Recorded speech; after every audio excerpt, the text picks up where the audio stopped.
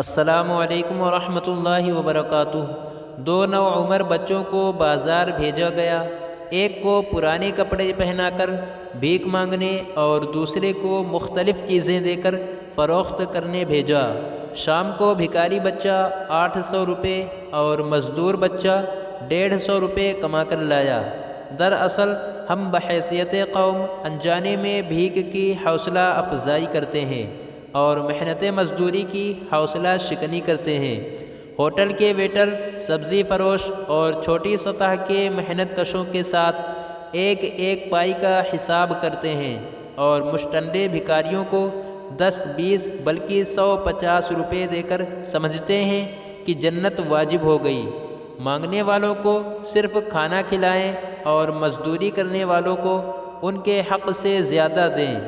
بھکاری کو اگر آپ 1 لاکھ روپے نقد دے دیں تو وہ اس کو محفوظ مقام پر پہنچا کر اگلے دن پھر سے بھیک مانگنا شروع کر دیتا ہے۔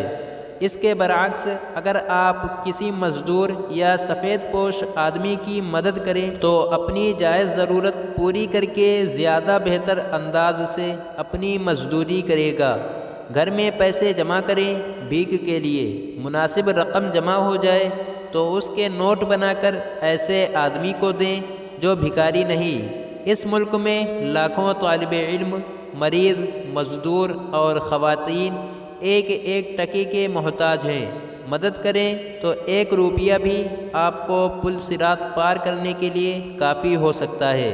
یاد رکھیے، بھیک دینے سے گداگری ختم نہیں ہو سکتی بلکہ بڑھتی ہے۔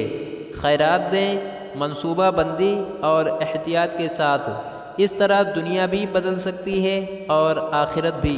مزید اچھی ویڈیوز کے لیے لائک، شیئر، کمنٹ اور سبسکرائب ضرور کیجیے۔ شکریہ۔